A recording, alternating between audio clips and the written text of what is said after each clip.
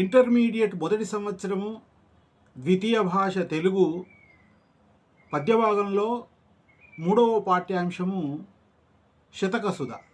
ఇందులో ఏనుగు లక్ష్మణ కవి, ధర్మపురి శేషప్ప, మారద వెంకయ్య గారు రాసినటువంటి పద్యాలు ఇవ్వడం జరిగింది. ఇవి కంఠస్థం చేసి ప్రతిపదార్థము భావము రాయాల్సినటువంటి చుక్క పద్యాలు. పరీక్షలో 2 పద్యాలు ఇచ్చి ఒక పద్యాన్ని పూరించి భావం రాయమనవచ్చు, లేదా 2 పద్యాలు పూర్తిగా ఇచ్చి ఒక పద్యానికి ఆ పద్యం యొక్క అర్థాలను భావము రాయమనవచ్చు.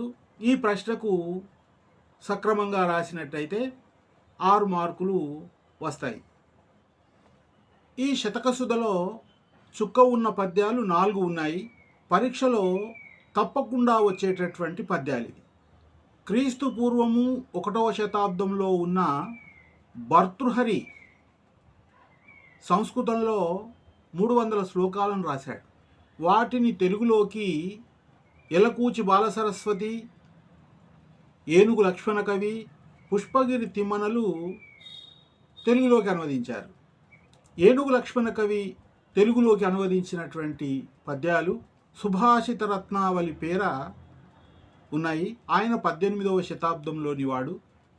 వీరి పెద్దలకు పెద్దాపురం సంస్థానాధీశులు గజారోహణ సత్కారం చేశారని, దానితో లక్ష్మణ కవి వంశం వారికి ఏనుగు అనే వంశనామం కలిగింది. ఈయన రామేశ్వర మహత్యము, విశ్వామిత్ర చరితము, గంగా మహత్యము, రామవిలాసము మొదలైన కృతులను రచించారు. ఆయన చేసినటువంటి అనువాదము మనోహరమైన శైలిలో ధారాశుద్ధితో రసవత్తరంగా సాగింది. ఆయన పద్యాలు: నీరము తప్తలోహమున నిల్చి అనామకమైన సించు, ఆ నీరమె ముత్యమట్లు నలినీధల సంస్థితమై తనర్చు, ఆ నీరమె శుక్తిలోబడి మణిత్వముగాంచు సమంచిత ప్రభన్, పౌరుష వృత్తులిట్లధము మద్యము ఉత్తము గొల్చు వారికి, నీరము తప్తలోహమున నిల్చి అనామకమైన సించు, ఆ నీరమె ముత్యమట్లు నలినీధల సంస్థితమై తనర్చు, ఆ నీరమె శుక్తిలోబడి మణిత్వముగాంచు సమంచిత ప్రభం, పౌరుష వృత్తులిట్లధము మద్యము ఉత్తము గొల్చు వారికి. పద్యాన్ని విడదీసి పద్యం యొక్క పదాలకు అర్థాలను చూద్దాం. నీరము నీరు, తప్తలోహమునన్ కాల్చబడిన ఇనుము మీద, నిల్చి ఉండి అంటే నిలబడి, అనామకమై పేరులేనిదై, నశించున్ నశిస్తుంది, ఆ నీరమే ఆ నీళ్ళే, నలినీధల సంస్థితమై తామరాకునందు ఉన్నదై, ముత్యమట్లు ముత్యము వలె, తనర్చు ఒప్పును అతిశయించును, ఆ నీరమే ఆ నీరే లేదా ఆ నీటి బిందువులే, శుక్తిలోబడి ముత్యపు చిప్పలో పడి, సమంచిత ప్రభన్ సమంచిత చక్కగా ఒప్పిన, ప్రభన్ వెలుగులో అంటే మంచి కాంతితో, మణిత్వమున్ మణిరూపమును, కాంచున్ పొందుతుంది, అధమున్ నీచుని, మధ్యమున్ మధ్యముని, ఉత్తమున్ ఉత్తముని, కొల్చువారికిన్ సేవించేవారికి, పౌరుష వృత్తులు పురుషుల యొక్క దశలు ఇట్లు ఈ విధంగా ఉంటాయి. ఇక భావము: నీరు కాల్చిన ఇనుముపై ఉంటే అది పేరులేనిదై నశిస్తుంది. ఆ నీరు తామరాకు మీద ఉంటే ముత్యము వలె ప్రకాశిస్తుంది. ఆ నీరే ముత్యపు చిప్పలో పడి చక్కని వెలుగుతో మణిరూపాన్ని పొందుతుంది. ఈ విధంగానే అధముని, మధ్యముని, ఉత్తముని ఆశ్రయించిన వారి దశలు ఉంటాయని తెలియజేశారు. అంటే మనిషి, స్త్రీ కానీ పురుషుడు కానీ ఉత్తముణ్ణి ఆశ్రయించినట్టయితే ఉత్తమ గుణాలతో వెలుగొందుతాడు. అందుకే ఉత్తముల యొక్క సావాసం చెయ్యాలి, ఉత్తములతో స్నేహం చెయ్యాలి, ఉత్తములను ఆశ్రయించాలని భావం. ఏనుగు లక్ష్మణ కవి అనువదించిన ఇంకొక పద్యం.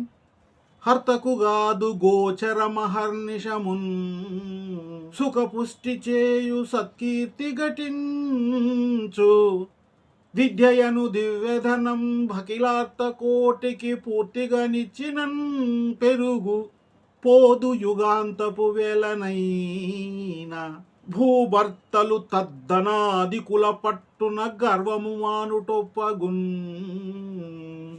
పద్యాన్ని విడదీసి అర్థాలు. విద్యయను, విద్య అనే దివ్యధనము, ఇంపైన ధనము, హర్తకున్ దొంగకు, గోచరము కనిపించేది కాదు కాదు, అహర్నిశమున్ పగలు రాత్రి, సుఖపుష్టిన్ సుఖము యొక్క వృద్ధిని, చేయున్ చేస్తుంది, సత్కీర్తి మంచి కీర్తిని, ఘటించున్ చేకూరుస్తుంది, అఖిలార్తకోటికిన్ అఖిల సమస్తమైన, అర్తి యాచకుల యొక్క, కోటికిన్ సమూహానికి, పూర్తిగన్ పూర్తిగా, ఇచ్చినన్ ఇచ్చినప్పటికీ, పెరుగున్ పెరుగుతుంది, యుగాంతపు వేలనైనా, యుగా ప్లస్ అంతము ప్లస్ వేలన్ ప్లస్ అయినా, యుగాంతము యుగము చివరి వరకు అంటే ప్రళయకాలం వరకు, వేలనైనా సమయమందైనా, పోదు నశించదు. భూభర్తలు రాజులు, పాలన చేసేవారు. ఒకప్పుడు రాజులు, ఈనాడు పరిపాలన చేసేవారు. తద్ధన ఆ విద్యాధనము చేత, అధికుల పట్టునన్ గొప్పవారి విషయంలో, గర్వమున్ గర్వాన్ని, తాము రాజులము పాలకులము అనే గర్వాన్ని, మానుట విడుచుట, ఒప్పగున్ మేలైనదవుతుంది. ఇక భావము. విద్య అనే గొప్పదనము దొంగ కంటికి కనిపించేది కాదు. విద్య కలిగిన వారికి అది రాత్రి పగలు సుఖాన్ని కలిగిస్తుంది, మంచి కీర్తిని కలిగిస్తుంది. తన దగ్గరున్న విద్యాధనాన్ని యాచకులందరికీ పూర్తిగా ఇచ్చినప్పటికీ పెరుగుతుంది కానీ తరగదు. యుగాంతపు వేళ అంటే ప్రళయకాలమందు కూడా అది నశించదు. కాబట్టి రాజులు పాలకులు ఆ విద్యాధనం గల పండితుల పట్ల గర్వాన్ని విడిచిపెట్టుట మేలైనది. అంటే విద్యావంతులను గౌరవించాలి, వాళ్ళ పట్ల గర్వాన్ని చూపెట్టకూడదు అని భావం. చదువు యొక్క ప్రాధాన్యత అంటే విద్యను అభ్యసించిన వారు ఇన్ని విధాల గౌరవింపబడతారు. కాబట్టి అందరూ చదువుకోవాలనే ఉద్దేశంతో పద్యము రాసి ఉండవచ్చు. శతకసుధలో ఏనుగు లక్ష్మణ కవి గారు అనువదించి పాఠ్యాంశంలో మనకు ఇవ్వడం జరిగింది.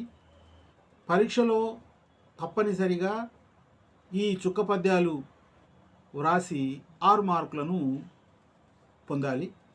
ఇంకొక కవిగారైన మారద వెంకయ్య గారు భాస్కర శతకంలోని పద్యాలను తర్వాతి విభాగంలో తెలుసుకుందాం.